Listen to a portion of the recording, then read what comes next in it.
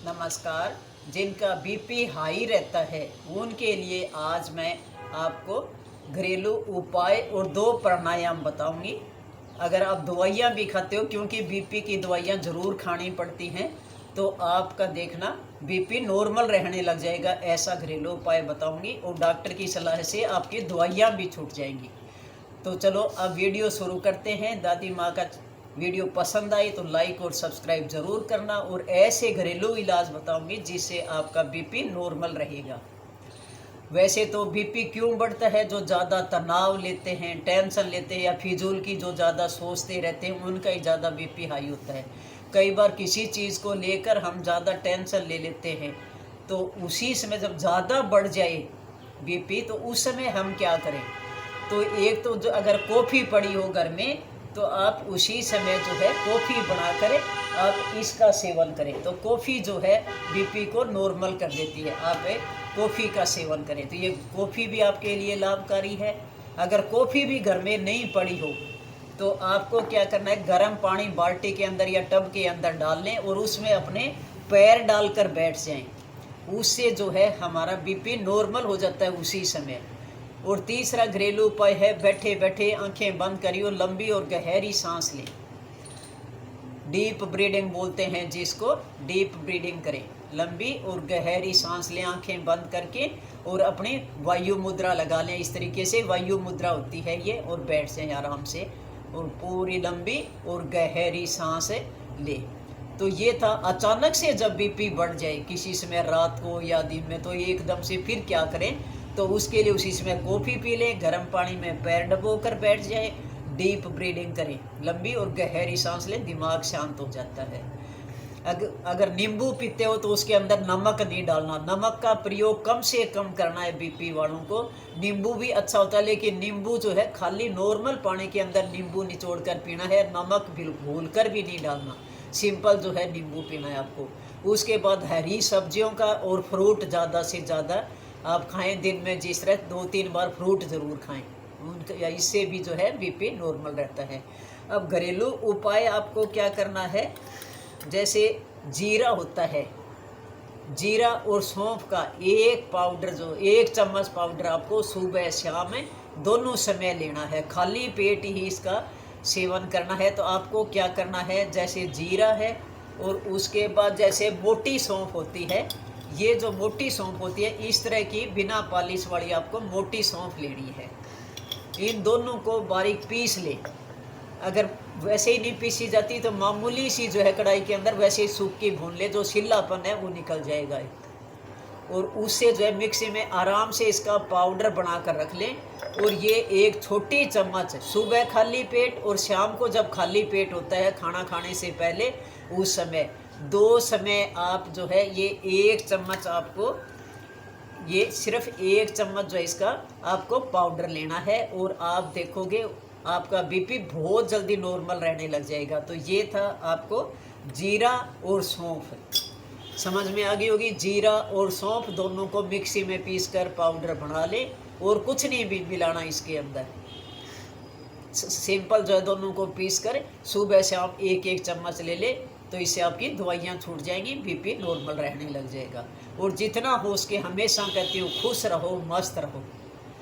किसी चीज़ की टेंशन होगी तो उस समय भजन लगा लिया, आपका बीपी नॉर्मल हो गया। अब उसके बाद डेली आपको जो दवाइयाँ लगातार खा रहे हैं, बीपी ज़्यादा हाई रहता है, तो आपको क्या करना है, वैसे चेक जरूर करते रहना चाहिए बीपी, कि मेरा बीपी क्या कितना है। वैसे शरीर हमारा अपने आप बता देता है कि बीपी बढ़ा हुआ है, लेकिन चेक करते रहना चाहिए। अपने घर पे ही आप पता लगा सकते हैं कि बीपी कितना बढ़ा हुआ है।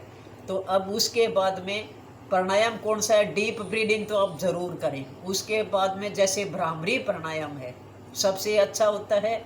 और अनुलोम विलोम प्राणायाम, तरीके बताऊंगी दोनों के। अनुलोम विलोम प्राणायाम होता है, ये भी जब बीपी बड़ा होता है तो उसी समय नॉर्मल आ जाता है, जैसे आराम से अगर आप करोगे। तो अब पहले तो आपको क्या करना है, भ्रामरी प्राणायाम कैसे करना है, जैसे बिल्कुल आप एक बार तो मस्ती के साथ, क्योंकि भंवरा बिल्कुल मस्ती के साथ झूमता रहता है फूलों के ऊपर और फूल के अंदर बंद हो जाता है। तो हमारी ऋषि मुनियों ने इसी के ऊपर इस प्राणायाम की जो है खोज करी थी। भ्रामरी प्राणायाम नाम रखा था कि भंवरा कितना मस्त होकर जो है गूंजता है, तो हमारा दिमाग शांत होता है। तो आप मस्ती के साथ भी कर सकते हैं। फिर तरीका भी बताऊंगी पूरा करने का। तो क्या करना है, पहले पूरी सांस भरेंगे, फिर नाक से धीरे धीरे भंवरे की आवाज़ करते हुए निकालेंगे, जैसे पूरा आराम से मस्ती से ऐसे झूमेंगे। पूरी सांस भरें।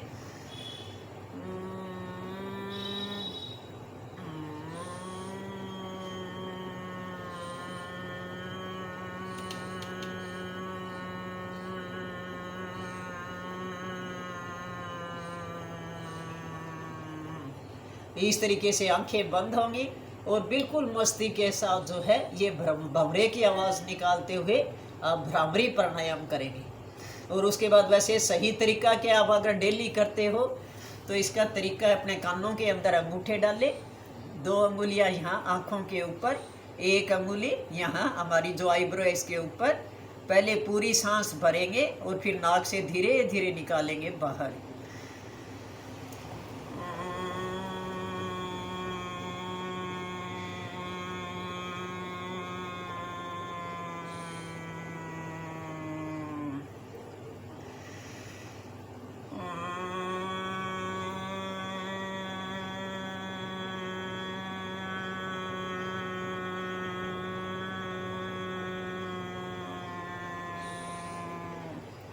तो ये है 4-5 बार आप करोगे, सुबह सुबह कर ले। भ्रामरी प्राणायाम है, बहुत अच्छा होता है, दिमाग को शांत करने वाला।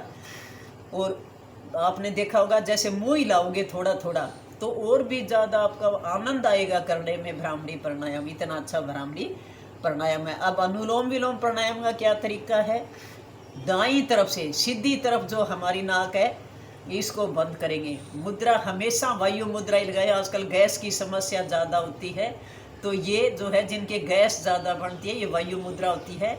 इस अंगुली को अंगूठे की जड़ में और इसको दबाया, ये 3 अंगुलियां सीधी और अपने घुटने के ऊपर रखा। आराम से जो है दाईं नाक से नाक को बंद कर लिया, बाईं नाक से धीरे धीरे पूरी सांस भरें और फिर बाईं को बंद करके दाईं नाक से धीरे धीरे जो है सांस को बाहर निकाल दें। पूरा ध्यान सांसों के ऊपर। और फिर उसके बाद दाईं नाक से ही सांस को भरा और बाईं नाक से धीरे धीरे सांस को बाहर निकाला। और जब ख़त्म करोगे तो भी बाईं तरफ से ही आप समाप्त करोगे। ध्यान ये रखना है कि जिस तरफ से शुरू करते हैं उसी तरफ ही ख़त्म करना होता है।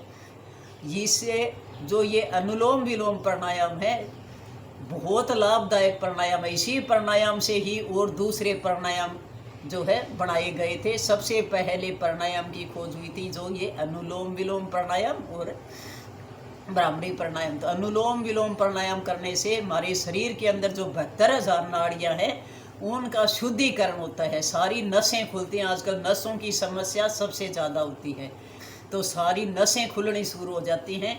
5 मिनट से शुरू करके आप 20 मिनट तक अनुलोम विलोम प्राणायाम कर सकते हैं। बहुत लाभदायक प्राणायाम है, सारी बीमारियों को दूर करने वाला प्राणायाम है, जोड़ों के दर्द में भी राहत दिलाता है। तो आप अनुलोम विलोम प्राणायाम करें। और बीपी एकदम बढ़ जाता है उसी समय अगर अनुलोम विलोम कर लेते हो तो नॉर्मल हो जाता है आपका बीपी। लेकिन ध्यान ये रहे तरीका सही हो। बाईं नाक से शुरू किया, दाईं से निकाला, दाईं से लिया, बाईं तरफ निकाला, उसी तरफ फिर छोड़ना है आखिर में। बस सिर्फ ये ध्यान रखना है। और उसके बाद बाल पोज होता है, जैसे बच्चा लेटता है तो एक बार आप बाल पोज कर लें वज्रासन में बैठकर आराम से। लेकिन बहुत से लोग जो है वज्रासन में नहीं बैठ सकते, जैसे ऐसे वज्रासन में बैठे हैं और अपना सिर जो है आराम से वैसे लगाना ज़मीन पे। ये बेड के ऊपर करना है आपको, मैं तो वैसे ही बता रही हूँ ज़मीन पे ही। आपको बेड के ऊपर आराम से ऐसे कर ले, अपने सिर को जो है यहाँ टच करके लेट जाए। तो ये बहुत ही अच्छा जो है होता है बाल पोज। हाथों को जो है आगे की तरफ करके ज़मीन पर रख लिया और अपने सिर को बेड के ऊपर। तो ये होता है बाल पोज, आप ये कर ले। तो अब देखना आप जिनका भी बीपी हाई रहता है ये प्रयोग करके देखना और उसके बाद कमेंट करके बताना कि हमारा बीपी जो है नॉर्मल रहने लग गया और दवाइयाँ भी छूट गई। अब जिनका बीपी हाई रहता है, दवाइयाँ खाते हैं, उनकी पैरों की नसें भी फूलती हैं, नीली पड़ जाती हैं, फिर काले निशान भी हो जाते हैं जो बीपी की दवाइयाँ खाते हैं। और पेशाब की भी समस्या होती है, फिर बार बार पेशाब भी आता है, बहुत सी समस्या होती हैं। इसलिए अपना घरेलू उपाय करके बीपी को नॉर्मल करें। कॉफ़ी पिएं, चाय की जगह कॉफ़ी पीना शुरू कर दें, आपका बीपी नॉर्मल रहेगा। जितना हो सके खुश रहें और मस्त रहें, और यही दादी माँ का आशीर्वाद है। मैं चाहती हूँ कि सभी खुश रहें और स्वस्थ रहें। यही मैं सुबह सुबह आशीर्वाद देती हूँ। जो भी कमेंट करता है उसका जवाब मेरा यही होता है कि हमेशा खुश रहें और स्वस्थ रहें।